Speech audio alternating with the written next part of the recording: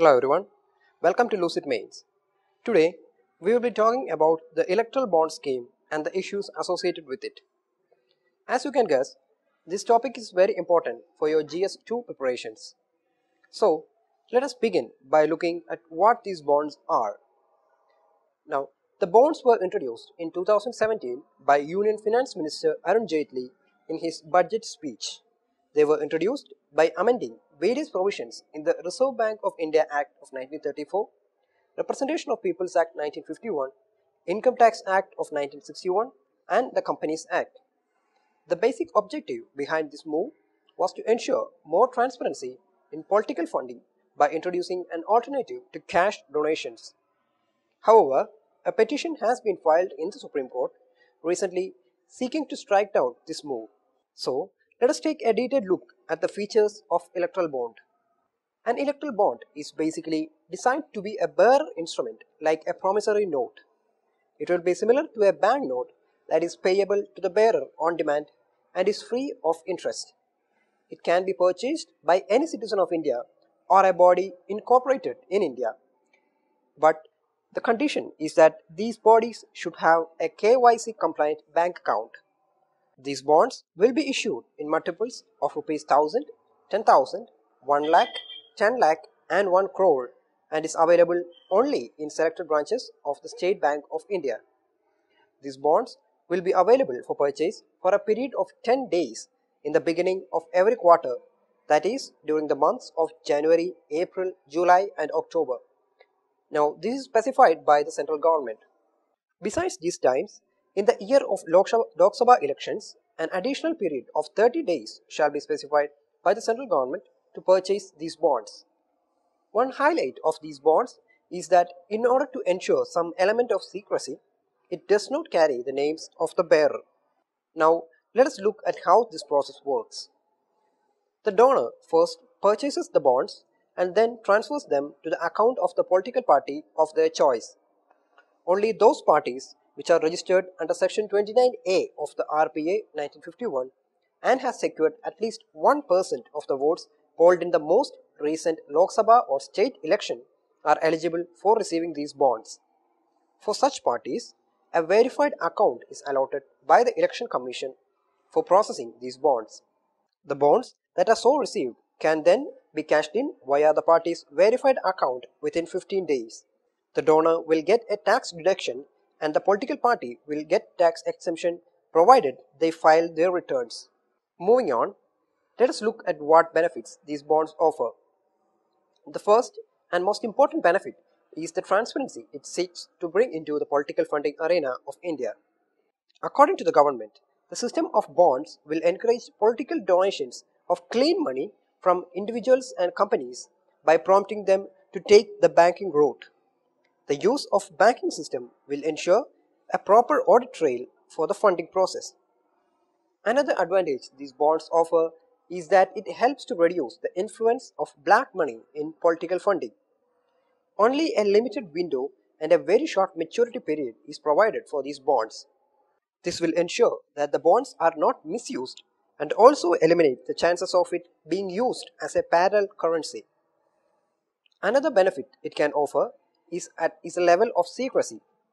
Because these bonds do not hold the name of the donor, it will ensure that they are not affected by the vindicative political culture in India. That is, they are protected from being harassed by the ruling party for donating to its rivals. Besides these, an advantage offered by them is that it discourages the tendency to form political parties simply to avail the benefits of tax evasion thanks to its stringent eligibility clauses.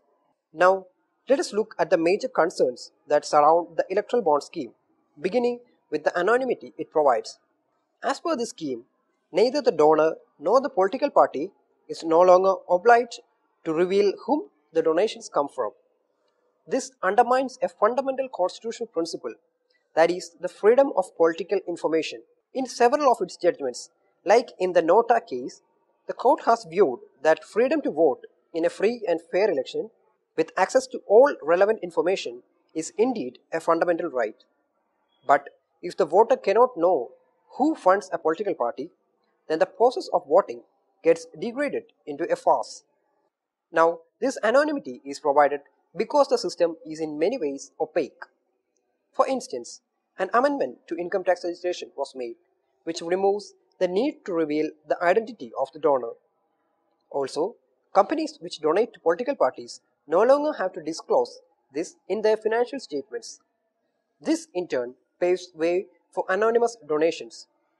Now, not only is the electoral bond scheme opaque, but it is asymmetrically opaque. Why? Because since the bonds are purchased through the SBI, the government is always in a position to know who the donor is. This asymmetry of information threatens to skew the process in favor of whichever political party is ruling at the time. Now, the most dangerous issue that the electoral bond scheme raises is the dilution of various safeguards that were earlier in place. Prior to the election bond scheme, political parties had to declare the source and the amount donated for all contributions above Rs 20,000. Also, they could not accept foreign contributions. In case of companies, its contribution was not to be more than 7.5% of the average net profit in the 3 preceding years. But through the cluster of amendments around electoral bonds, the 7.5% cap on company donations, the requirement for a company to have been in existence for 3 years, and the need to declare the names of political parties to which they have donated has been removed. As for political parties, the recent amendments has made it that they no longer need to reveal the donor's name for contributions above Rs 20,000, provided these are in the form of electoral bonds. To add to this mix, recently the FCRA was amended in a manner which opens the doors to foreign funding of political parties. This paves way for crony capitalism in the country. Foreign companies and shell companies can now anonymously donate unlimited sums to an Indian political party without the Election Commission or the IT department even knowing about it. They can also use these bonds as a means to exert influence on the political parties, gain favor or preferential treatment, and do all this anonymously. Lastly, opponents to the scheme have argued that the amendments could not have been introduced through the finance bill as they do not have the characteristics of a money bill. According to them, the amendments were disguised as money bill only to bypass the scrutiny of the Rajya Sabha. Now, looking ahead, the government is right when it says that switching to electoral bonds was a quantum leap in ensuring clean political funding. For long, political funding in India has been a route to whitewash illegal money, but the present structure of electoral bond scheme is not conducive to clean up the stains in funding process. The government's argument that opacity is necessary to protect privacy of the donor is indefensible simply because privacy can only breed corruption. So, it is necessary to restructure the electoral bond scheme and bring forth other supporting changes. This can begin through short-term measures such as switching to digital transactions, restricting foreign funding to parties, and by bringing them under the purview of Right to Information Act. As long-term strategies, the government can look into global examples like state funding of elections or into innovative ideas like the National Electoral Fund. Now, state funding is where the public fund is used to finance political parties, either directly or through subsidies. This can be either fully state funded or partially state funded. Germany is an example of state funding election. Various committees in India, like Indrajit Gupta Committee in 1998, the Law Commission of India, the second ARC, and the National Commission to review the working of the Constitution, have favored state funding in India. Regarding the National Electoral Fund, it was an idea proposed by former Chief Election Commissioner S.Y. Qureshi. Here, a National Electoral Fund is set up into which all willing donors can contribute. The funds would then be allocated to political parties in proportion to the votes they get.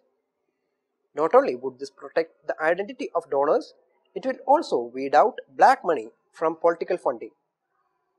But we must remember that in our country, the political parties are hell-bent on insulating themselves from public accountability.